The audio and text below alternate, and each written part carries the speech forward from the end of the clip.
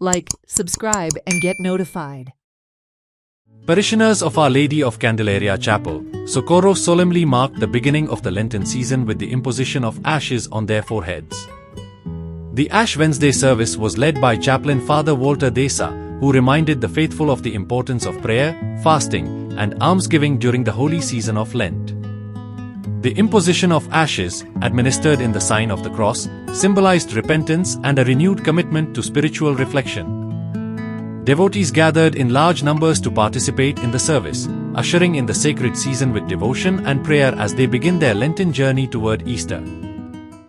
आयज आमी कोरेस्माचो काळ वो प्राचिताचो काळ सुरू केला आनी आयज गोबराचो बुधवार हातूंतान हो काळ सुरू जाता आनी हो गोबराचो बुधवार म्हटल्यार आमी गोबोर ब्लेस केला आनी कॉपोलार लोकांच्या लायला ही एक भायली खुणा दाखोवपाक कोण भाशेन आमी प्राचिताच्या मनान ह्या काळांत भितर सोदता.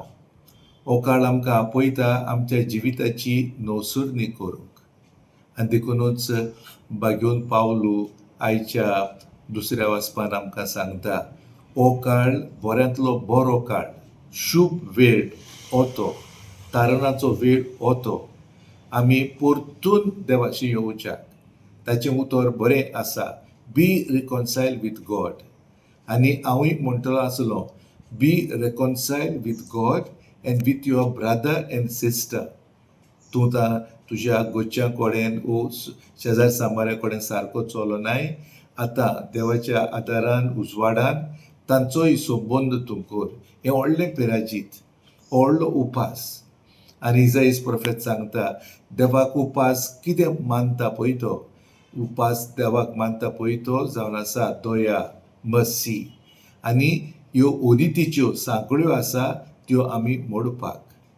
आनी आयच्या शुभ वर्तमानांतल्यान जायती बरी मेसेज आमकां मेवता ह्या आमच्या काळाक.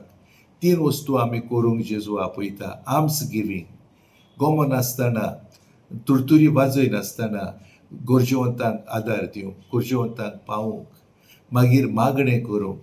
आनी मागणें आमचें जावंक जाय, गुपीत मागणें जावंक जाय. आनी मागण्यांतल्यान आमची जिविताची नवसुर्णी जाता आनी आमी हातयार जाता देवाचें दुसऱ्या तांय बरें आदारूंक. आनी मागीर येता तो उपास. आमी आमचेच कुडीक दोमायता आनी ह्यो ताळण्यो वा कितें येता पळय त्यो ताचे वरवीं त्यो उण्यो जाता. म्हणटकूच हें सगलें आमी करीत जाल्यार आमची तयारी बरी जाता आनी आमची जिविताची जात्रा पिलग्रिमेज बरी फुडें वता. आनी आमचो शेवट म्हटल्यार पास्कांचे परबेक जेजूचें पुनर्जिवणपण समरुभोग नितोळ निर्मळ मनान आनी सगल्या बरेपणान. श्री